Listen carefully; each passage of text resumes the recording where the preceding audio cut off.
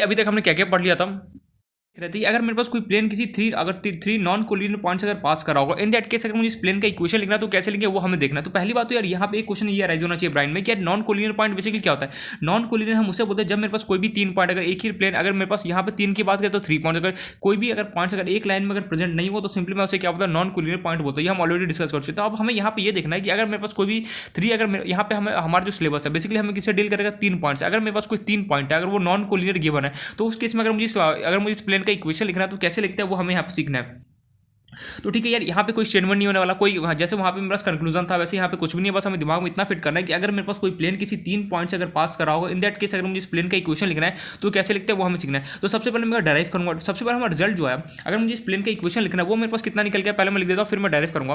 तो अगर कभी भी अगर मेरे पास कोई प्लेन अगर किसी 3 पॉइंट से बेसिकली अगर पास कर रहा होता है, इन दैट केस जो मेरे पास इस प्लेन का इक्वेशन आता है वो मेरे पास निकल के आता है equation of plane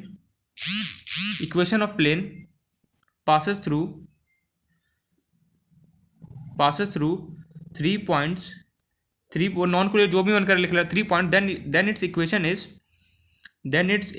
is product r vector minus a vector dot bracket के अंदर b vector minus a vector cross c vector minus a vector equal to 0। ये बेसिकली हमारा फॉर्मूला निकल गया था कि अगर मेरे पास कभी भी यहाँ पे ABC कैसा, अब हमें देखना है एक एक करके देखेंगे। पहले हमें बस इतना समझना है कि अगर कभी भी मेरे पास कोई भी प्लेन अगर किसी 3 पॉइंट से अगर बेसिकली पास कर रहा होगा, उस इन दैट केस अगर मुझे इस प्लेन का इक्वेशन लिखना होगा किसके इक्वल होगा, R vector minus A vector dot B vector minus A vector cross C vector minus A vector क्या होता है, इक्वल होता है। Means B vector minus A vector cross C vector, इसका क्रॉस प्रोडक्ट जो भी मेरा इसका आंसर आएगा उससे सिंपली क्या करूँगा, इसके साथ में क्या करूँगा, डॉट प्रोडक्ट लगा दूंगा, फाइनली मेरे पास क्या होगा, आंसर आ जाएगा। ये पॉइंट क्लियर हो गया। अब हम देखते हैं कि यार ये आया तो आया कैसे रिजल्ट। अब ये मन में ये तो ठीक है यार, ये समझ में ये जो फॉर्मूला मेरे पास निकल गया, ठीक है, ये क्लियर हो गया कि अगर मेरे पास कभी भी कोई प्लेन 3 पॉइंट से अगर पास करा हो, इन दैट केस अगर मुझे इस प्लेन का इक्वेशन लिखना है तो अभी तक हम क्या क्या देख रहे हैं, अगर मेरे पास कोई प्लेन किसी एक पॉइंट से अगर पास करा होगा एंड क्या होगा, नॉर्मल वेक्टर क्या होगा, परपेंडिकुलर होगा इस प्लेन के, देन हम क्या बोलते थे, R vector minus A vector dot N vector equal to क्या होता था, 0। ये पॉइंट क्लियर था। वहीं हमने अगर मुझे कोई नॉर्मल क्या हो प्लेन के परपेंडिकुलर हो, इन दैट केस अगर मुझे इक्वेशन ऑफ प्लेन लिखना है नॉर्मल का तो सिंपली किसके इक्वल होता था, R vector dot N cap equal to क्या होता है, 0। कार्टेशियन फॉर्म में कैसे लिखते हो हमें ऑलरेडी पता है। लेकिन यहाँ पे हमारा क्वेश्चन ये है कि अगर मेरे पास कोई प्लेन किसी 3 पॉइंट से अगर बेसिकली पास कर रहा होगा, इन दैट केस अगर मुझे प्लेन का इक्वेशन लिखना तो किसके इक्वल होगा, R vector minus A vector dot B vector minus A vector cross C vector minus A vector equal to 0। अब ये फॉर्मूला आया तो आया कैसे वो हमें यहाँ पे देखना। तो सबसे पहले मैंने अभी जितने भी मैंने यहाँ पे क्वेश्चन कोई भी जो भी मैंने क्वेश्चन लिखा किसी का भी, सबसे पहले मैं प्रूफ करने के लिए जनरली करता क्या था, कोई भी एक पॉइंट को कंसीडर कर लेता हूँ। मीन्स मैं क्या करता था, बाहर से कोई एक पॉइंट लेके आया जो कहीं पर भी रख दूंगा। तो लेटर से मेरा मन किया, मैं बाहर से कोई पॉइंट लेके आया, लेटर से क्या नाम दे रहा है, लेटर से इस पॉइंट का नाम दिया पी, मैं बाहर से लेके आया और यहाँ पे रख दिया। मेरा मन कर मैं कहीं भी रख सकता था, बट मेरा मन किया मैंने यहाँ पे रख दिया। मैं प्रूफ करना चाहता हूँ कि ये आया तो आया कैसे। तो यहाँ पे मैं प्रूफ करने के लिए कोई नहीं पूछने वाला, हमें सिंपली इतनी फॉर्मूला याद होना चाहिए कि कैसे, और सबका मीनिंग पता होना चाहिए कि रिलेटिव मीन्स का मीनिंग क्या है। तो मीनिंग हम देखेंगे, पहले हमें फॉर्मूला एक बार देख लेते हैं कि डायराइव कैसे हुआ, एक बार डायराइव समझ में आ जाएगा, फिर क्या होगा इन सबका मीनिंग भी मुझे समझ में आ जाए क्या हो। एक लाइन का ये फॉर्मूला फटाफट याद हो जाए, क्वेश्चन भी क्या होता है एकदम सिंपल आता है, इसका कार्टेशियन फॉर्म बस यहाँ पे फॉर्मूला है। फॉर्मूला अगर अच्छे से लर्न हो गया तो क्या हो, क्वेश्चन भी इजीली सॉल्व हो जाता है। एंड मोस्ट इंपॉर्टेंट बात यहाँ पे है कि जो ये हमारा प्लेन का है ना, प्लेन इसका कोई मतलब इतना डेरिवेशन इतना इंपॉर्टेंट नहीं होता, बट फिर भी मैं डेरिवेशन कर रहा हूँ, सीधे लिख के आगे बढ़ जाओ तो सिंपली उससे भी बढ़ सकता था। बट मैं चाहता हूँ यहाँ पे सारे का मीनिंग बताना और ये डायराइव करके बताना चाहता हूँ कि रियलिटी में फॉर्मूला आया कि तो आया कैसे। तो सबसे पहले हमें ये समझना है कि अगर मेरे पास कोई प्लेन हो और किसी 3 पॉइंट से अगर पास कर रहा होगा, इन दैट केस मेरे पास इक्वेशन निकल के आता है दिस। अभी आया तो आया कहते। तो सबसे पहले मैंने क्या एक पॉइंट को कंसिडर किया, ये पॉइंट क्लियर। अब मैंने सबका एक पोजीशन वेक्टर लिखना चाहा। यार ये पोजीशन वेक्टर क्या होता है, मैंने बोला पोजीशन वेक्टर वो होता है जो भी तेरे पास पॉइंट लोकेटेड है उसका ओरिजिन से कहाँ पे प्रेजेंट है उसका मुझे लोकेशन कौन बताता है, पोजीशन वेक्टर बताता है। अब ऐसा क्या जरूरत पड़ गया जो तुझे पोजीशन वेक्टर लिखना पड़ा। मैंने बोला यार मुझे प्रूफ करना है सीधे सी बात है, मैनिपुलेशन। मैनिपुलेशन मींस मैं कुछ भी कर सकता हूँ, मेरे ऊपर चॉइस है। अगर मुझे कभी भी प्रूफ करना होता है कुछ भी तो मैं कुछ भी कर सकता हूँ, मेरे ऊपर टोटली चॉइस होता है। तो वही मैंने यहाँ पे गेम खेला, मैंने बोला सारे पॉइंट्स का तो एक बार पोजीशन वेक्टर लिख दे। मैंने बोला ठीक है अभी लिख देते हैं। तो क्लियर है। पोजीशन वेक्टर में क्या बताता है, पोजीशन वेक्टर में सिंपली ये बताता है कि जो भी पॉइंट मेरे पास जहाँ भी लोकेटेड है उसका ओरिजिन से क्या कहाँ पे ओरिजिन से कहाँ पे लोकेटेड है उसका हमें पोजीशन कौन बताता है, पोजीशन वेक्टर हमें बताता है। सिंपली क्या किया, हमने सारे पॉइंट का पोजीशन वेक्टर लिख दिया। लेटेस्ट है इस पॉइंट को ज्वाइन किया, इस पी पॉइंट को ज्वाइन किया, लेटेस्ट इसका मैंने पोजीशन वेक्टर मान लिया आर, कुछ भी मान सकते हैं, जनरली मैं आर मान रहा हूँ। फिर मैंने ये जो आर पॉइंट था सिंपली इसको मैंने ओरिजिन से ज्वाइन किया, इसका लेटेस्ट से पोजीशन वेक्टर मैंने मान लिया ए वेक्टर।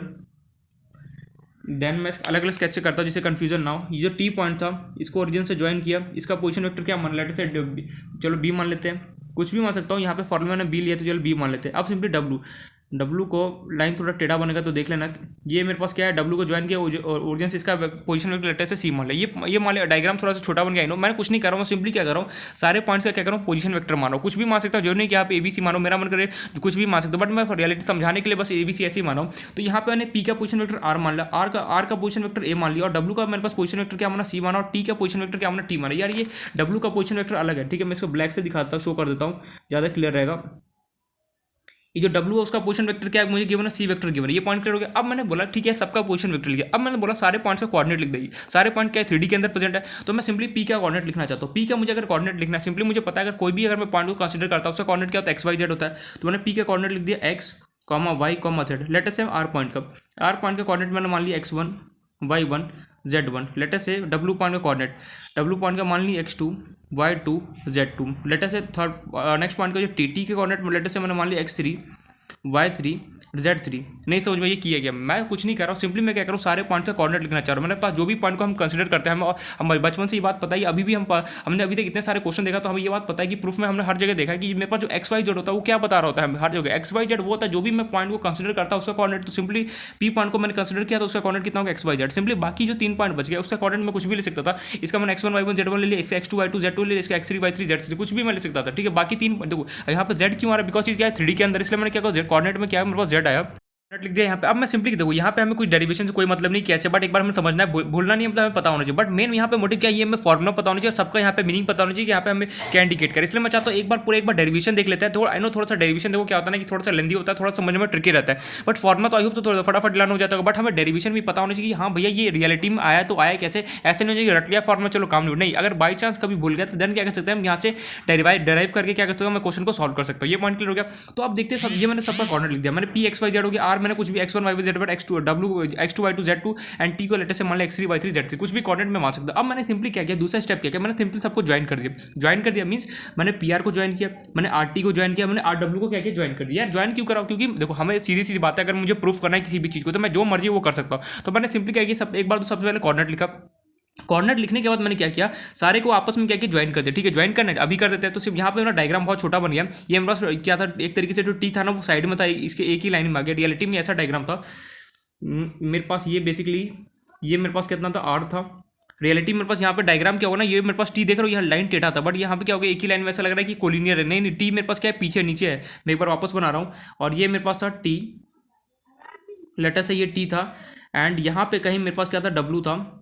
तो ये तीनों क्या है मेरे पास अलग अलग है, इसलिए मैं अभी डायग्राम बना रहा हूँ। अब पता चला कि T और यहाँ पे तो नॉन कोलिनियर की बात करो, और T या W को एक लाइन में बैठा दिया। नहीं T और W मेरे पास अलग अलग है। डायग्राम में मैंने क्या किया, यहाँ पे मेरे पास स्पेस कम था इसलिए डायग्राम में गलती से स्केच से ऐसे बन गया, बट T अलग पॉइंट है, W क्या अलग है, दोनों एक ही लाइन में नहीं है। ये पॉइंट क्लियर हो गया। और मेरे पास यहाँ पे कहीं P पॉइंट मेरे पास क्या है, यहाँ पे प्रेजेंट है, एंड ये मेरे पास क्या ओरिजिन है। ये पॉइंट क्लियर हो गया। अब मैंने सिंपली क्या किया, डायग्राम को यहाँ पे देख लेना, यहाँ पे बस क्या था, स्केच से ऐसा हो गया था, ब्लू स्केच और मैंने ब्लैक दोनों यूज कर लिया, कंबाइन करी, इसलिए ऐसा हो गया। बट T मेरे पास अलग है, W मेरे पास अलग है, और तीनों क्या नॉन कोलिनियर मींस अलग अलग प्लेस पे लोकेटेड है। ऐसा नहीं होगा कि कभी भी 2 पॉइंट कोलिनियर हो जाए, नहीं सारे पॉइंट क्या अलग अलग लोकेटेड है मेरे पास। तो सिंपली मैंने यहाँ पे ड्रॉ कर दिया। अब मैंने सिंपली क्या बोला, सारे पॉइंट्स को आपस में ज्वाइन कर दिया। ज्वाइन क्यों कराना चाहते यार, मैं प्रूफ करना चाहता हूँ इसको कि ये अगर कभी भी मेरे पास कोई भी प्लेन अगर 3 पॉइंट से बेसिकली अगर पास कर रहा होगा, इन दैट केस क्या होता है मेरे पास, अगर मुझे प्लेन का इक्वेशन लिखना है तो किसके इक्वल होता है, R vector minus A vector dot B vector minus A vector cross C vector minus A vector equals 0। Reality में आएगी, बहुत सिंपल सा फॉर्म है, देखने में लग रहा है बहुत लेंदी है, बट एकदम सिंपल सा फॉर्म में तुरंत याद हो जाएगा। बट अभी फिलहाल के लिए 1 मिनट के लिए समझ लेना है ये क्यों डिस्टर्ब कर रहा है इसकी। तो सबसे पहले हम ज्वाइन करते हैं सारे को आपस में। तो लेटेस्ट से सबसे पहले मैंने इसको ऐसे ज्वाइन कर दिया,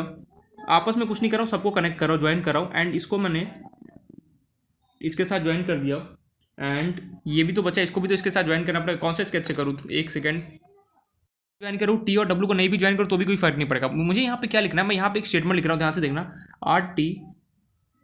RT नहीं सॉरी RP, चलो RP लिख देते हैं। RP वेक्टर देखना ध्यान से, डॉट ये लेटर से RT, ध्यान से देखना एक चीज़ लिखने वाला हूँ यहाँ पे, RT cross RW vector equals to 0। ओ भाई साहब ये क्या लिख दिया तूने। यहाँ पे मैंने एक चीज़ अप्लाई किया, मैंने क्या किया देखो, जो RP है ना, RP यहाँ पे एक चीज़ समझने वाला चीज़ है कि मेरे पास जो RP है, ये सॉरी RT, जो ये RT है बेसिकली, ये RT और ये RW, इसका मैंने क्रॉस प्रोडक्ट ले लिया। अगर मुझे पता है, अब यार नहीं पता हो ध्यान रखना, अगर मैं कोई भी 2 वेक्टर क्रॉस लेता ना तो जो मेरे पास उसका अगर मैं किसी भी दो वेक्टर का क्रॉस प्रोडक्ट करता हूँ ना, जो इन दोनों का वेक्टर अगर मैं क्रॉस करता हूँ, कोई भी दो वेक्टर अगर मुझे क्रॉस कर, जो थर्ड वेक्टर मिलता है ना, बेसिकली क्या होता है, वो इन दोनों क्या होता है, परपेंडिकुलर होता है। यार परपेंडिकुलर होता है, कुछ समझ में नहीं है। देखो क्रॉस प्रोडक्ट में एक चीज़ होता है जो मैंने वहाँ पे क्रॉस प्रोडक्ट का मैंने ये बताया नहीं वहाँ पे, क्योंकि उतना इंपॉर्टेंट मुझे लगा नहीं कि अगर मैं कोई भी दो वेक्टर को लेटर से क्रॉस करता हूँ, for example A cross B है, अगर मुझे सिंपली करना है, अगर मैं दो वेक्टर को क्रॉस करता हूँ सिंपली, तो उसका जो भी थर्ड वेक्टर जो आता है ना, वो क्या होता है, इन दोनों वेक्टर क्या होता है, परपेंडिकुलर होता है। और उसका डायरेक्शन हम किसे देते हैं, राइट हैंड थंब रूल से देते हैं। यहाँ पे मैं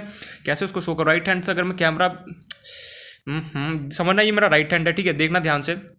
राइट हैंड थंब रूल से हम इसको डायरेक्शन देते हैं, बेसिकली कैसे देते हैं वो हमें यहाँ पे देखना है। बेसिकली यहाँ पे ध्यान से बनने वाला चीज़ है। एक सेकंड में इसको कैमरा कैसे दिखाऊं, अगर मैं ध्यान से बनना, बस अगर मैं कोई भी देखो यहाँ पे बस डेरिवेशन के लिए इंपॉर्टेंट है, क्वेश्चन में कहीं ऐसा यूज़ नहीं होना है, बस एक बार डेरिवेशन देख लो समझ में आ जाएगा। अगर मैं कभी भी दो वेक्टर का अगर मैं क्रॉस प्रोडक्ट करता हूँ कभी भी, तो सिंपली याद रखना उसका जो, अगर मान लो उसका डायरेक्शन जो होता है ना, दो वेक्टर क्रॉस, उसका डायरेक्शन हमें किसे दिया जाता है, राइट हैंड थंब रूल से दिया जाता है। राइट हैंड थंब रूल से कैसे दिया जाता है वो हमें यहाँ पे देखना है। जो मेरा फिंगर होता है, जो ये फिंगर होता है, वो हमें एक वेक्टर को बता रहा होता है, और दूसरा जो वेक्टर होता है क्या लोकेट करता है कि जो भी तुम्हारे पास एक वेक्टर है, सिंपली उसको जो भी, जैसे यहाँ पे मेरे पास क्या है कि जो आर, ये आर वेक्टर, अरे यार कैसे शो करूँ इसको, ध्यान से मानना कि ये मेरे पास लेटर से राइट हैंड है, ठीक है। अब मैं इसको सिंपली बताना चाहता हूँ कि अगर मैं दो वेक्टर अगर क्रॉस प्रोडक्ट करना है मुझे सिंपली, तो कैसे हम शो करते हैं वो यहाँ पे हमें देखना है। बस इतना जान लेना कि अब मैं यहाँ पे शो नहीं कर सकता, कैसे शो करूँ यहाँ पे, क्योंकि अगर मैं, ये मेरा हाथ नहीं हो पाएगा अगर मैं राइट, बस इतना हमें याद रखना है कि दो वेक्टर जो क्रॉस प्रोडक्ट होता है ना, मैं यहाँ पे शो नहीं कर पाऊंगा क्योंकि बहुत इंपॉसिबल हो जाएगा, बट यहाँ पे बहुत कोशिश करना समझने का। जो मैं बता रहा हूँ कि अगर मेरे पास कोई दो वेक्टर, अगर मैं उसका क्रॉस प्रोडक्ट करता हूँ ना, तो सिंपली उसका डायरेक्शन कौन देता है, हमें राइट हैंड थंब रूल देता है। सिंपली जैसे फॉर एग्जाम्पल मैं एक चीज़ कर सकता हूँ यहाँ पे, बता रहा हूँ कुछ एक जनरल, मतलब थोड़ा सा बस जनरल नॉलेज के लिए। अगर मेरे पास कोई ए वेक्टर है क्रॉस बी, अगर मैं दो वेक्टर का अगर मैं कभी भी क्रॉस प्रोडक्ट करता हूँ, तो यहाँ में लिख लेना ये पॉइंट कि third vector is always perpendicular to both A and B vector. Means अगर मैं कोई भी दो वेक्टर का क्रॉस करूंगा, जो भी मेरे पास यहाँ पे आंसर आता है ना, वो इन दोनों वेक्टर क्या होता है, परपेंडिकुलर होता है। ये मेरे पास श्योर है, ये पॉइंट हमें हमेशा याद रखना है। अगर मैं कोई भी दो वेक्टर का क्रॉस प्रोडक्ट करूँ और मेरे पास जो यहाँ पे आंसर आता है ना, वो क्या होता है, इन दोनों वेक्टर क्या होता है, परपेंडिकुलर होता है। अब वो परपेंडिकुलर कैसे, उस एंड यहाँ पे लिखना है, and most important the direction of A cross B vector the direction of A cross B vector given by, इसका देखना या जो हमारे पास दो जो राइट हैंड थंब रूल है बहुत यूज आने वाला। फिजिक्स जो चैप्टर पढ़ेंगे उसके अंदर भी देखना करंट का डायरेक्शन देखने के लिए हमें आता है। करंट नहीं ईएमआई चैप्टर के अंदर आने वाला है, ठीक है। एनीवेज वहाँ पे आएगा तो हम देख लेंगे। तो ए क्रॉस बी जो मेरे पास है इक्वल, अगर मैं कभी भी ए क्रॉस बी, अगर दो वेक्टर क्रॉस प्रोडक्ट करता हूँ, कुछ भी हो कैसा भी हो, मेरे पास दो वेक्टर का अगर मैं क्रॉस करूँ, for example P Q cross R W करूँ, कोई भी दो वेक्टर का अगर मैं क्रॉस करता हूँ, जो भी मेरे पास आंसर आएगा क्या होगा, इन दोनों वेक्टर क्या होता है, परपेंडिकुलर होता है। ये पॉइंट हम क्लियर के पास इतना जाना डायरेक्शन, और यहाँ और जिसका डायरेक्शन होता है ना क्रॉस प्रोडक्ट, वो हमें कौन देता है, राइट हैंड थंब रूल देता है। The direction of A cross be given by right hand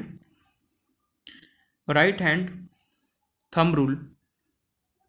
right hand thumb rule का 10th क्लास में बहुत पढ़ा होगा। Right hand thumb rule magnetic field वगैरह निकालने के लिए कि अगर इस डायरेक्शन में मेरे पास करंट जा रहा है तो मैग्नेटिक फील्ड बताओ क्या होगा, ऐसा कुछ ऐसा कुछ पढ़ा होगा यहाँ पे, फैराडे लॉ ऑफ करंट में पढ़ा होगा ऐसा कुछ, ठीक है, नहीं याद है, भूल, एनीवे जो भी है। तो सिंपली हमारे पास क्या होता है, ये भूल जाओ जो भी, हमें बस इतना समझना है कि दो वेक्टर अगर मेरे पास क्रॉस प्रोडक्ट करता हूँ मैं सिंपली, तो उसका जो डायरेक्शन, वो जो भी उसका आंसर आएगा वो क्या होगा, परपेंडिकुलर होगा, किसके, इन दोनों वेक्टर के परपेंडिकुलर होता है। ये पॉइंट हो गया। एंड इसका जो इन दोनों का दो वेक्टर का अगर मैं क्रॉस करता हूँ, सिंपली उसका डायरेक्शन हमें कौन देता है, राइट हैंड थंब रूल हमें जिसे दिया जाता है। जो मेरे पास थंब होता है ना, थंब हमें इंडिकेट करता है किसका, दो जो भी वेक्टर का आंसर है उसका डायरेक्शन।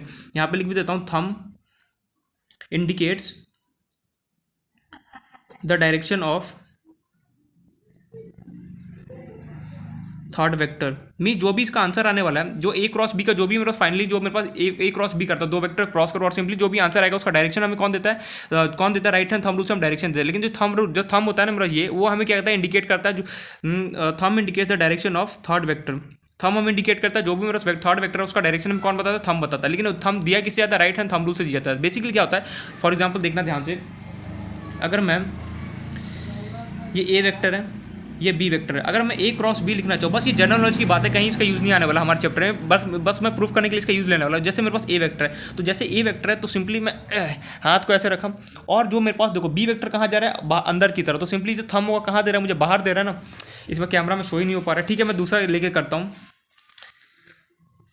कि मेरा ये राइट हैंड है। सिंपली जो भी पहला वेक्टर है ना, फॉर कोशिश करना यहाँ पे समझने का, मैंने इसके यहाँ पे रखा, ठीक है।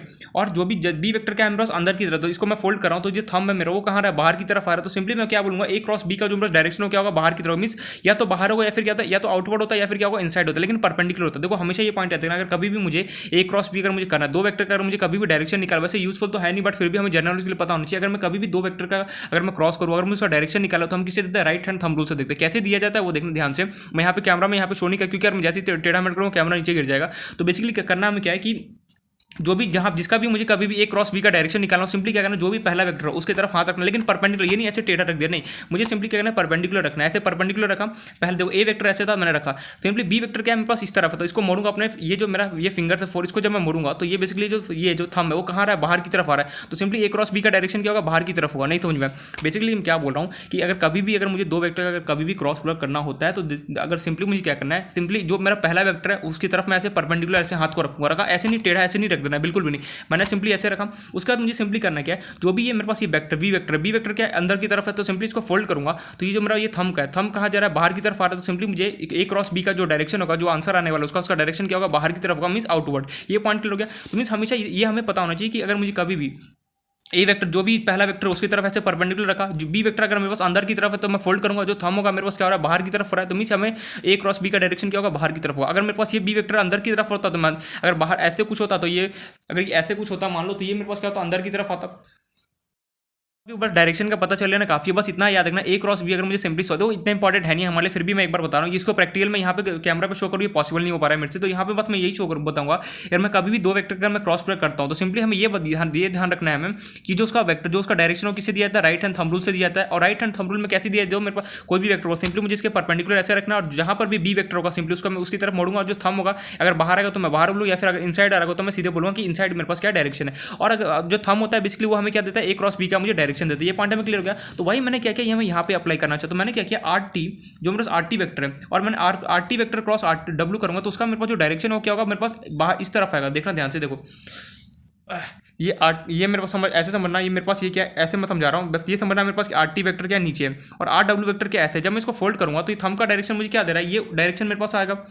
तो सिंपली बस इतना समझ लेना, कुछ प्रूफ के जाने की जरूरत नहीं, बस हमें फिलहाल के लिए बस इतना समझना है। Are T cross R W मैं करता हूँ, तो सिंपली उसका डायरेक्शन क्या आता है, बस बाहर की तरफ आता है, जो कि क्या होगा, परपेंडिकुलर होगा। क्यों परपेंडिकुलर होगा, मैंने क्या बोला, अभी भी क्या सीखा कि अगर मेरे पास कभी भी ए क्रॉस बी करो तो क्या, तो इसका जो आंसर आएगा वो क्या होगा, third vector is always perpendicular to both A and B. यहाँ पे लिख लो थर्ड, जो मेरे पास जो आंसर आएगा, आंसर इज, या फिर थर्ड वेक्टर यहाँ पे अटैच हो, third vector is perpendicular to, is always perpendicular to both A cross B करूंगा, या फिर कोई भी दो वेक्टर का मैं क्रॉस करता, जो भी आंसर है वो क्या होगा, परपेंडिकुलर किसका, ए क्रॉस बी को। तो सिंपली अगर मैं आर टी क्रॉस, देखो यहाँ पे are T cross R W अगर मैं करता हूँ, सिंपली क्या होगा, परपेंडिकुलर, इसका जो भी जो आंसर है वो क्या होगा, परपेंडिकुलर होगा। इसका डायरेक्शन क्या है मेरे पास, इस डायरेक्शन में, तो simply are T cross R W क्या, तो जो इसका थर्ड वेक्टर था वो क्या होगा, इसको उसका डायरेक्शन इस तरफ आया तो वो क्या होगा, परपेंडिकुलर होगा। क्यों, क्योंकि आर टी कोई भी दो वेक्टर का मैं क्रॉस प्रोडक्ट करता हूँ, तो सिंपली उसका आंसर जो आता है वो क्या होता है मेरे पास, उसका क्या होता है, परपेंडिकुलर होता है। किसके, इन दो जो भी मेरे पास वेक्टर क्रॉस कर रहा हूँ, तो मैंने R T cross R W किया तो क्या हो गया, मेरे पास परपेंडिकुलर हो गया। ये मेरे पास ये यहाँ पे लिख भी देता हूँ, ये है मेरे पास R T cross R W, R T cross R W vector, ये पॉइंट क्लियर हो गया। मीन्स मैंने R T cross R W vector जैसे ही मैं करता हूँ, तो सिंपली इसका जो क्रॉस प्रोडक्ट है उसका डायरेक्शन मेरे पास इस तरफ आता है। और जो अगर मुझे पता है दो वेक्टर का अगर मैं कभी भी क्रॉस प्रोडक्ट करता हूँ, तो सिंपली जो मेरे पास उसका जो थर्ड जो भी आंसर आता है वो क्या होता है, परपेंडिकुलर होता है, जिस भी दो वेक्टर का मैं क्रॉस कर रहा हूँ। ये पॉइंट क्लियर हो गया। अब मुझे पता है कि अगर कभी भी अगर दो वेक्टर, अगर मेरे पास सिंपली मैंने यहाँ से एक चीज़ नोट, जैसे मैंने इसका क्रॉस प्रोडक्ट निकाला, मैंने यहाँ से देखा P R dot R T cross R, दोनों अगर दो वेक्टर अगर आपस में परपेंडिकुलर, देखो ये दोनों आपस में भी परपेंडिकुलर होगा। जैसे मुझे देखा कि दो वेक्टर अगर आपस में कभी भी परपेंडिकुलर होता है, इन दैट केस उसका डॉट प्रोडक्ट क्या होता है, जीरो होता है। तो मैंने वही लिखा R P vector dot R T cross, ये वेक्टर ये और ये आपस में क्या परपेंडिकुलर है, इन दैट केस में बोल सकते ये दोनों अगर आपस में परपेंडिकुलर होगा, इसका डॉट प्रोडक्ट क्या होगा, जीरो का। तो वही मैंने यहाँ पे अप्लाई कर दिया। तो कुछ भी समझ में नहीं है, आई नो यहाँ पे थोड़ा सा लग रहा हो कंफ्यूजन क्रिएट हो गया होगा, पर इतना समझ लेना कि अगर मैं कभी भी, ये इंपॉर्टेंट है, बस ये हमारे पास थोड़ा सा एक बार समझने के लिए बता दिया कि वरना अगर मैं नहीं भी होता तो डायरेक्ट ये फॉर्मूला लिख के चला तो भी कोई फर्क नहीं पड़ता। बट मैंने यहाँ पे इसलिए बताया कि अगर मैं कभी भी दो वेक्टर का अगर मैं क्रॉस प्रोडक्ट करता हूँ, तो सिंपली जो भी आंसर आएगा वो क्या होगा, एक क्रॉस, दोनों वेक्टर जिसका भी मैं क्रॉस कर रहा हूँ उसके क्या होता है, परपेंडिकुलर रहता है। और उसका डायरेक्शन हमें किसी दिया जाता है, राइट हैंड थंब रूल के अप्लाई करके हमें दिया जाता है। और जो थंब होता है बेसिकली वही हमें क्या होता है, डायरेक्शन देता है जो भी वेक्टर का मैं क्रॉस कर रहा हूँ। तो ये पॉइंट हमें क्लियर हो गया। अगर डायरेक्शन देना नहीं भी समझ में, बट इतना समझ लेना काफी है, ये हमारे लिए इनफ है। बस इतना जाना, ये जो थंब होता है नहीं हमें क्या होता है, डायरेक्शन देता है जो भी वेक्टर का मैं क्रॉस करता हूँ उसका ये हमें डायरेक्शन देता है। कैसे हमें डायरेक्शन पता करना होता है, जिस भी वेक्टर का निकालना है, सिंपली उसके ऐसे हाथ रखा परपेंडिकुलर, फिर जहां भी बी वेक्टर होगा, दूसरा वेक्टर होगा, उसकी तरफ मुझे फोल्ड करना है। जहां पे भी अगर थंब बाहर जा रहा हो तो बाहर होगा, और इनसाइड जा रहा होगा तो क्या होगा, इनसाइड होगा। ये पॉइंट हमें क्लियर हो गया। बस मैंने उसी की हेल्प लेके यहाँ पे लिखा। अब मैंने सिंपली क्या किया, आरपी वेक्टर है। मैंने अब मुझे पता है कोई भी अगर मेरे पास ये वेक्टर गिवन होता है, अगर मैं इसका पोजीशन वेक्टर लिखना चाहूँ तो क्या होगा, P vector minus R vector होगा। तो सिंपली आरपी वेक्टर अगर मैं लिखना चाहूँ, अगर मैं इसको सॉल्व करूँगा आरपी वेक्टर को, तो सिंपली किसके इक्वल होगा, position vector of P minus क्या होगा, पोजीशन वेक्टर ऑफ आर। अरे यार अभी भी पता है, अभी कुछ टाइम पढ़ के वेक्टर में भी हम पढ़ गए कि दो वेक्टर मेरे पास गिवन है, उसको अगर मुझे पोजीशन वेक्टर अगर मुझे सिंपली निकालना हो तो क्या होता है, this minus final minus initial करूँगा। तो पोजीशन वेक्टर ऑफ पी मेरे पास क्या, देखो पोजीशन वेक्टर ऑफ पी मेरे पास क्या गिवन है, आर वेक्टर। यहाँ पे मैंने ऑलरेडी लिख चुका हूँ, मैं एक बार नेमिंग कर दी, ये आर वेक्टर था, ये मेरे पास क्या था, ओ आर क्या था बेसिकली ए वेक्टर। मेरे पास ओ से लेकर डब्ल्यू क्या था, मेरे पास सी वेक्टर। ओ से लेकर टी मेरे पास क्या था, बी वेक्टर। तो सिंपली मैंने आरपी का पोजीशन वेक्टर अगर निकालना चाहो तो पोजीशन वेक्टर ऑफ पी मेरे पास कितना है, R vector. Position vector of R मेरे पास कितना है, माइनस ए वेक्टर। तो सिंपली यहाँ पे लिख दिया R vector minus A vector dot R T vector. अगर मैं पोजीशन वेक्टर अगर मैं निकालना चाहूँगा आर टी वेक्टर का, तो सिंपली किसके इक्वल होगा, position vector of T minus position vector of R. तो basically position vector of T कितना है, B. Position vector of R कितना है मेरे पास, माइनस ए वेक्टर। तो सिंपली लिख दिया मैंने B vector minus A vector, यहाँ पे क्रॉस लगा हुआ है R W vector. R W vector अगर मैं पोजीशन वेक्टर लिखना चाहूँ क्या होगा, position vector of W minus क्या होगा, पोजीशन वेक्टर ऑफ आर। तो डब्ल्यू का मेरे पास पोजीशन वेक्टर कितना गिवन है, C, minus position vector of R मेरे पास कितना गिवन है, आर का पोजीशन वेक्टर गिवन है ए। तो फाइनली मेरे पास ये हो गया C vector minus A vector equal to zero. देखो क्या ये और ये दोनों आपस में सेम है, बिल्कुल सेम है। यहाँ क्या ये देखो, आई नो इसमें जो हमने प्रूफ किया ना थोड़ा सा लेंथी चलेगा, बहुत कंफ्यूजन क्रिएट कर दिया। कंफ्यूजन पता है कि देखो यहाँ तक तो कोई कंफ्यूजन नहीं होगा, लेकिन उसके बाद ज्वाइन भी कर दिया, उसके बाद भी कंफ्यूजन नहीं होगा। कंफ्यूजन यहाँ से स्टार्ट होगा कि यार ये परपेंडिकुलर आया तो आया कैसे। तो परपेंडिकुलर ऐसे आया, देखना ध्यान से समझना यहाँ पे बस एकदम सिंपल सा आ गया, ठीक है। प्रूफ भी हमने कर लिया। प्रॉब्लम यहाँ पे ये है कि यार इसने पोजीशन वेक्टर ये cross product, sorry position vector बोला, क्रॉस प्रोडक्ट निकाल के इसने कैसे ये परपेंडिकुलर बता दिया। मैंने ये बोला कि अगर कभी भी दो वेक्टर का क्रॉस प्रोडक्ट होता है, देखो ये एडिशनल इन्फॉर्मेशन है, अगर दिमाग में बैठे तो बहुत अच्छी बात है, अगर नहीं बैठे तो बस फॉर्मुला याद कर लेना काफी इनफ है। बट मैं ये सजेस्ट करूँगा कि फॉर्मुला ना याद करके एक एक पॉइंट यहाँ पे समझना। मैंने सिंपली पता है क्या किया कि यहाँ देखो ये जरूर यहाँ पे क्वेश्चन अराइज हो सकता है मन में कि इसने इन दोनों वेक्टर का क्रॉस प्रोडक्ट किया तो ये यहाँ पे ये डायरेक्शन में कैसे आया। तो देखो यहाँ पे मैं कैमरा के सामने कैसे बताऊँ, कुछ समझ में नहीं आ रहा, बट इतना से बोल रहा है कि दो वेक्टर का अगर मैं क्रॉस प्रोडक्ट करता हूँ, जो भी मेरा थर्ड वेक्टर आता है वो क्या होता है, परपेंडिकुलर होता है इन दोनों वेक्टर का। लेकिन परपेंडिकुलर तो यार इधर भी हो सकता था, यहाँ कहीं भी परपेंडिकुलर हो सकता था। तो तूने इसी डायरेक्शन में क्यों बताया, मैंने बोला वो तुझे डायरेक्शन समझना पड़ेगा। देख अगर तेरे पास अरे ये हो जाता ना तब मजा ही आ जाता, बट ये हो नहीं रहा है। एनीवे जो भी है, बट हम इतना समझ में आ गया ना कि अगर मैं दो वेक्टर का क्रॉस प्रोडक्ट करता हूँ, जो भी मेरे पास आंसर आएगा वो बेसिकली क्या होगा, इन दोनों वेक्टर क्या होता है परपेंडिकुलर। दो जिस भी वेक्टर का मैं क्रॉस करूँ उसे क्या होता है परपेंडिकुलर होता है, उसका डायरेक्शन किससे दिया जाता है। अगर मैं कभी भी दो वेक्टर का क्रॉस करता हूँ तो उसका डायरेक्शन किससे दिया जाता है, राइट हैंड थंब रूल से दिया जाता है। और ये जो फिंगर होता है ये हमें इंडिकेट करता है थर्ड वेक्टर का किस डायरेक्शन में, या तो बाहर होगा या फिर क्या होगा अंदर होगा, लेकिन कैसे होगा परपेंडिकुलर होगा, ये पॉइंट क्लियर हो गया ना। तो यहाँ से हमने ये देख लिया यार कि कैसे इसको अगर मेरे पास कभी भी इक्वेशन ऑफ प्लेन अगर पास कराओ किसी तीन पॉइंट से, इन दैट केस हमारे पास फॉर्मुला क्या होता है, R vector minus A vector dot B vector minus A vector cross C vector minus A vector equal to क्या होता है, जीरो तक। ये पॉइंट क्लियर हो गया, ठीक है। ये बात तो समझ में। अब एक यहाँ पे देखो इसको सॉल्व करने के और भी मेरे पास बहुत सारे मेथड होते हैं। मींस नॉर्मल वेक्टर क्या करते हैं लोग, दो कंपोनेंट में तो ब्रेक करके इसको सॉल्व करते हैं, बट मैं वो सारे कॉम्प्लिकेटेड से नहीं जाना चाहूंगा। बट फिर एकदम सिंपल सा ये फॉर्मुला अच्छे से याद होना चाहिए। और थोड़ा बहुत यहाँ पे अगर क्रॉस प्रोडक्ट का अगर समझ में आ गया हो तो वेल एंड गुड, अगर नहीं समझ में आया तो यहाँ पे देखना ध्यान से मैं क्या बोल रहा हूँ। बस यहाँ पे फॉर्मुले का हमें मीनिंग पता होना चाहिए। आर वेक्टर क्या इंडिकेट कर रहा है, फटाफट बताओ। आर वेक्टर मेरे पास क्या इंडिकेट कर रहा है, जो भी पॉइंट को कंसीडर किया उसका पोजीशन वेक्टर। ए वेक्टर क्या इंडिकेट कर रहा है, फर्स्ट पॉइंट का पोजीशन वेक्टर। बी वेक्टर क्या इंडिकेट कर रहा है, सेकंड पॉइंट का पोजीशन वेक्टर। ये ए पे पता है, सी वेक्टर। ये यहाँ पे अब मैं सबका एक एक करके मीनिंग लिख देता हूँ, जिससे हमारा क्या होती है थोड़ा सा कंसेप्ट और अच्छे से फॉर्मुला समझ में आ जाए कि रियलिटी में था क्या ये। तो ये आर वेक्टर बेसिकली क्या इंडिकेट कर रहा है, position vector of consider point जो हमने कंसिडर किया। ए वेक्टर क्या इंडिकेट कर रहा है, position vector of first point, जो भी पॉइंट हो, मन कर इसको फर्स्ट पॉइंट नाम दो, सेकंड जो भी पॉइंट होगा basically A B C. Basically यहाँ पे ए बी और सी क्या इंडिकेट करे, ए बी सी मेरे पास वो इंडिकेट करे जो पोजीशन ए बी सी यहाँ पे इंडिकेट करे position vector of all those points which plane is passing through this point. Means हमारे पास यहाँ पे अगर मैं ए वेक्टर ना लिखे मैं तीनों लिख दूँ, ए बी सी बेसिकली हमें क्या इंडिकेट करा है, पोजीशन वेक्टर हमें इंडिकेट करा है किसका, जो भी मेरे पास ये प्लेन पास हो रहा है जिससे जिस भी पॉइंट उसका पोजीशन वेक्टर हमें कौन बताता है, ए बी सी बताता है। ये पॉइंट देखना, एक क्वेश्चन कराऊंगा उससे फटाफट समझ में आ जाए कि रियलिटी में है क्या। एकदम सिंपल सा ही, सबसे सिंपल पता यही होता है कि अगर कभी भी मेरे पास इक्वेशन अगर तीन पॉइंट से बेसिकली पास कर होता है तो कैसे उसको सॉल्व किया जाए, सबसे सिंपल ये। बस यहाँ पे हमें क्या आना चाहिए, क्रॉस प्रोडक्ट अच्छे से आना चाहिए। कैसे सॉल्व करते हैं, क्रॉस प्रोडक्ट हमें निकालना था, डिटरमिनेंट लिखना आई कैप जे कैप के कैप, फिर सिंपली से कोएफिशिएंट और सिंपली दूसरे वेक्टर का कोएफिशिएंट लिखो, सॉल्व कर दो। जो भी मैंने पॉइंट को कंसीडर किया उसका मेरे पास क्या है, point position vector of consider point. जो भी मैंने पॉइंट को कंसीडर किया उसका पोजीशन वेक्टर। और सिंपली यहाँ पे ए बी सी क्या है, जो ए अगर मैं लिख देता हूँ अलग अलग position vector of first point, तो लिखना गलत हुआ क्योंकि फर्स्ट पॉइंट किसी के मन में मैं इसको फर्स्ट पॉइंट मानूँ, किसी के मन में कि नहीं मैं फर्स्ट पॉइंट इसे मानूँ, किसी के मन में फर्स्ट, तो मैं ये लिखना तो गलत हो जाएगा। तो सिंपली मैं ये लिख रहा हूँ A B C are the position vector of the points which plane is passing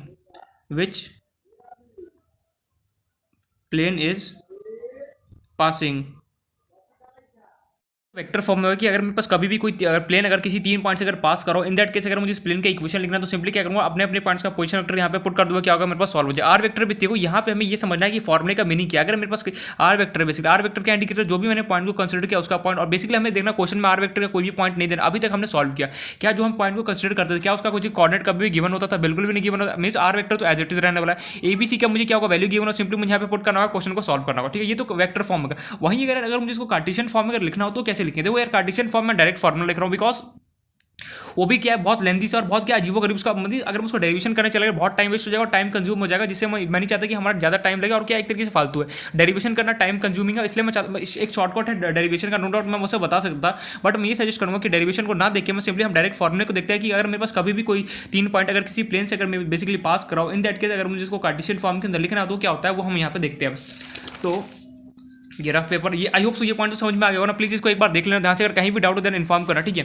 वैसे इसका यूज़ कहीं नहीं आने वाला, जो हमारा फॉर्मुला ना बस उसी का यूज़ आता है और हमें उसका फॉर्मुले का मीनिंग पता होना चाहिए। ए वेक्टर बी वेक्टर सी क्या इंडिकेट कर रहा है, आर वेक्टर क्या इंडिकेट कर रहा है, बस हमें ये पता होना चाहिए। एक क्वेश्चन कराऊंगा देखना फट से सारा पॉइंट क्लियर हो जाएगा। तो अगर मुझे इसी को कार्टेशियन फॉर्म में लिखना होगा, कार्टेशियन फॉर्म के अंदर स्पेलिंग देख लें जो भी है, कार्टेशियन फॉर्म के अंदर मुझे लिखना है when plane is passing through when plane is passing through 3 non-collinear points, then equation of plane is given by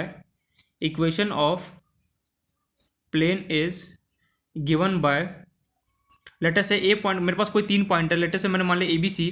पहले मैं डायग्राम बनाता हूँ जिससे थोड़ा सा क्लैरिटी आ जाए। बेसिकली मेरे पास क्या हो रहा है, ये मेरे पास कोई कैसा भी प्लेन ले लो यार, ये बेसिकली क्या है मेरे पास कोई भी प्लेन है, ठीक है, जैसा मन करे। यहाँ पे लेटर से कोई ए पॉइंट है, यहाँ पे मेरा मन किया मैंने बी पॉइंट को बना दिया, और यहाँ पे कहीं पर भी बना, बस हमें कोलिनियर नहीं बना, मीन्स एक लाइन में सारे को नहीं बना। लेटर से ये मेरे पास क्या सी पॉइंट है, एंड ए का मुझे लेटर से कोऑर्डिनेट गिवन है x1 y1 z1, and B point का लेटर से कोऑर्डिनेट मैंने ले लिया x2 y2। इसमें हमें कोई वेक्टर वगैरह तो यूज ही नहीं करना है, क्यों मैं ओरिजिन से फालतू में ज्वाइन करूँ। लेटर से ओरिजिन मेरे पास ओ है, वेक्टर देखो अगर मेरे पास वेक्टर फॉर्म में होता तो सिंपली मैं ओरिजिन से ज्वाइन करता, बट वेक्टर फॉर्म तो यहाँ पे है नहीं, तो मुझे वेक्टर फॉर्म में है नहीं, तो मैं सिंपली क्यों ओरिजिन से फालतू में ज्वाइन करूँ। तो सिंपली देखो फॉर्मुला एकदम सिंपल है इसका, बस हमारे देखो डेरिवेशन पर बिल्कुल भी नहीं जाना है क्योंकि टाइम कंज्यूम होगा और किसी काम का भी नहीं। हमें सिंपली फॉर्मुला अच्छे से पता होना चाहिए और उसका मीनिंग पता, फॉर्मुले का मीनिंग पता होना चाहिए कि ये फॉर्मुला मुझे कब यूज़ करना है, बस हमें ये हाथ दिमाग में बस स्ट्राइक करना चाहिए। तो लेटर से बी का मैं कोऑर्डिनेट लेता हूँ x2 y2 z2, कुछ भी ले सकता था। लेटर से सी का कोऑर्डिनेट लेता हूँ मैं x3 y3 z3, कुछ भी ले सकता हूँ। मन क्या है तुम्हारा, मन करे सी का x1 y1 z1, मन करो ए को x2 y2 z2 सी, या फिर बी को x3 y3 z3, कुछ भी जैसा मन करे वैसा ले सकता हूँ। बट मैंने ऐसी नॉर्मलिटी के लिए फॉर्मेलिटी के लिए मैंने ए का कोऑर्डिनेट लिख दिया, बी का सी का लिख दिया कोऑर्डिनेट। अब मुझे इसको कार्टेशियन फॉर्म की तरह मुझे इक्वेशन लिखना है, तो सिंपली किसका इक्वल होता है मेरे पास कार्टेशियन फॉर्म के अंदर। सबसे पहले मुझे क्या लिखना है एक्स, यहाँ पे एक पॉइंट और जो मैं यहाँ पे पॉइंट को कंसीडर करूँगा, लेटर से मैंने पी पॉइंट को कंसीडर किया, उसका मेरे पास बेसिकली कोऑर्डिनेट क्या होगा x, y, z होगा। तो सिंपली अगर मैं लिखना चाहूँ तो x माइनस x1, देखना ध्यान से y माइनस y1, फॉर्मुला याद होना थोड़ा सा ये ट्रिकी है, सिंपली करना है, मैं इसका ट्रिक बता रहा हूँ। देखो x माइनस x1 लिखा, y माइनस y1 लिखा, z माइनस z1 लिखा। अब सिंपली कुछ मत करो, बता रहा हूँ वो करो। यहाँ पे x1 है, माइनस x1 यहाँ पे लिख दो, यहाँ पे अगेन माइनस x1 लिख दो, यहाँ पे मेरे पास y1 है, सिंपली यहाँ पे माइनस y1 लिख दो, यहाँ पे अगेन माइनस y1 लिख दो, z1 है, यहाँ पे सिंपली माइनस z1 लिखो, यहाँ पे माइनस z1 लिख दिया। अब सिंपली यहाँ पे क्या करना है, बाकी रेस्ट कौन बचेगा x2 x3, यहाँ कौन बच गया y2 y3, यहाँ क्या बचेगा z2 z3, दैट्स इट। ये मेरे पास हो गया कार्टेशियन फॉर्म के अंदर। देखो क्या किया क्या मैंने, सिंपली मैंने क्या किया x minus x1 y minus y1 z minus z1। फिर अगर फॉर्मुला याद ना रहा, बाई चांस अगर भूल जाओ तो सिंपली ये ट्रिक याद करना। सबसे पहले जो यहाँ पे गिवन इसको as it is copy paste, ये एज इट इज y1 को एज इट इज यहाँ पे 2 बार कॉपी पेस्ट, z1 को स्वयं एज इट इज। फिर मेरे पास बचा क्या यहाँ पे x1 x2 बचा, x2 लिख दिया, फिर y2 z2, फिर x3 y3 z3, that's it. ये हो गया मेरे कार्टेशियन फॉर्म के अंदर। अब लेकिन यहाँ पे एक जरूर सवाल होगा कि मेरे को मुझे ये कैसे पता चला कि मेरे पास ये वाला पॉइंट x1 y1 z1 होगा, ये x2 y2 z2 या फिर ये x3। तो किसी को भी कुछ भी तू मान सकता है, वो टोटली तेरे पास डिपेंड होता है। क्वेश्चन करेगा ना इजीली तेरे को समझ में आ जाएगी बेसिकली वो बोलना क्या चाह रहा होता है। तो ये फॉर्मुला हमें अच्छे से याद होना चाहिए कि अगर मेरे पास कभी भी कोई इक्वेशन अगर किसी 3 पॉइंट से अगर पास कर रहा हो, कोई अगर कभी भी मेरे पास कोई प्लेन अगर किसी 3 पॉइंट से अगर बेसिकली पास कर रहा हो, इन दैट केस अगर मुझे कार्टेशियन फॉर्म के अंदर अगर इक्वेशन लिखना तो हम कैसे लिखते हैं ये हमने देख लिया। अगर वेक्टर फॉर्म में अगर मुझे लिखना तो हम कैसे लिखते हैं ये भी हमने ऑलरेडी देख चुके हैं। अब हम चलते हैं इसके क्वेश्चन की तरफ। यहाँ पे मेन मुद्दा हमारा पता है क्या, फॉर्मुला लर्न होना चाहिए और उसका मीनिंग क्या है ना, बस हमें ये पता होना चाहिए। यहाँ पे एक्स वाई जेड क्या रिप्रेजेंट कर, जो भी मैंने पॉइंट को कंसीडर किया उसका कोऑर्डिनेट, यहाँ पे X one Y one Z one क्या रिप्रेजेंट कर, ए पॉइंट का coordinate, X two Y two Z two क्या इंडिकेट कर रहा है, बी पॉइंट का coordinate, X three Y three Z three क्या इंडिकेट कर रहा है, सी पॉइंट का कोऑर्डिनेट। तो कोऑर्डिनेट मेरे पास कुछ भी हो सकता है, लेकिन हमेशा एक पॉइंट फिक्स रहता है, क्या रहता है कि जो भी तू पॉइंट को कंसीडर करेगा ना, उसका कोऑर्डिनेट तेरे पास X comma Y comma Z के अलावा कुछ भी नहीं होता। ये हमेशा याद रखना कि जो भी हमने पॉइंट को कंसीडर करना होता है उसका कोऑर्डिनेट मेरे पास क्या होता है, एक्स कॉमा वाई कॉमा क्या होता है, जेड होता है। ये पॉइंट क्लियर हो गया। चलो हम देखते हैं इसका क्वेश्चन। ठीक है, फॉर्मुला हमें अच्छे से याद होना चाहिए। जो मैंने वेक्टर फॉर्म किया, उसका थ्योरी वाला पार्ट थोड़ा सा जो मैंने प्रूफ किया ना, वो थोड़ा सा लेंदी लगाओ कि यार ये कैसे प्रूफ कर दिया मुझे कुछ समझ में, बट कोशिश करना उसको एक बार समझने का, नहीं समझ में आए देन मुझे इन्फॉर्म कर। देखो आई नो उसमें थोड़ा सा कंफ्यूजन हो गया होगा डायरेक्शन में, क्योंकि मैं यहाँ पे कैमरा पे उसको डायरेक्शन नहीं बता सकता, बहुत यहाँ पे पॉसिबल नहीं है, क्योंकि जैसे मैं हाथ को जैसे मैं मेरा परछाई तो बन रहा है बट रियलिटी में पूरा प्रॉपर तरीके से दिख नहीं रहा है, फिर मैं बताने से कोई फायदा नहीं है। तो इसलिए मैंने जो भी मेरे पास हो सकता था मैंने उसको पूरा एक तरीके थ्योरी वाला पार्ट कंप्लीट कर दिया, रिटर्न में लिखवा दिया है, जिससे अगर कभी भी कुछ डाउट हो तो हम तुरंत उसको पढ़ो और उससे हमें समझ में आ जाए। अब हम चलते हैं इस पर क्वेश्चन में। क्वेश्चन हमारे पास किस टाइप का होता है ना, वो हम देखते हैं यहाँ पे। क्वेश्चन इसका बहुत सिंपल होता है, बस हमें थोड़ा सा यहाँ पे फोकस करना होता है, क्वेश्चन इजीली सॉल्व हो जाता है। तो क्वेश्चन हमारे पास कुछ इस टाइप का देगा, लेट अस से find the equation of plane, या तो वेक्टर फॉर्म या फिर कार्टेशियन फॉर्म। लेटर से वेक्टर लेते हैं, find the vector equation of plane, दोनों लेते हैं। चलो लास्ट में लिख दूंगा, find the vector equation of plane. देखना कितना कमाल से देगा, एकदम सिंपल सा क्वेश्चन होता है, हमें सब कुछ क्वेश्चन में दिया होता है, बट हमें फॉर्मुला लगाना और सिंपली अप्लाई करना होता है। कैसे अप्लाई करना है बस वो हमें यहाँ पे देखना है।